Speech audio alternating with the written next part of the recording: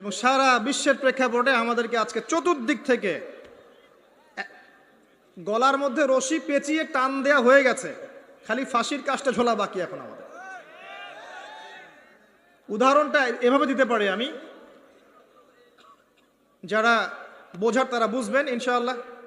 সমুদ্রের ধারে দাঁড়িয়েছেন কখনো? অনেকে দাঁড়িয়েছেন, ওখানে কিছু চোরাবালি থাকে, আছে চোরাবালি আছে। এই চোরাবালিতে কেউ যদি ডুবে যায়, দেখা যায় যে আস্তে আস্তে তার হাঁটু, তারপরে তার কোমর, তারপর বুক আস্তে আস্তে ডুবতে থাকে।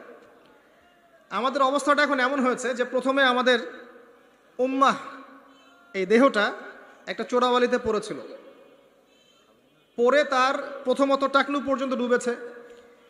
সে হাত পা ছোড়াছড়ি করছে, আমাকে বাঁচাও, আমাকে উঠাও।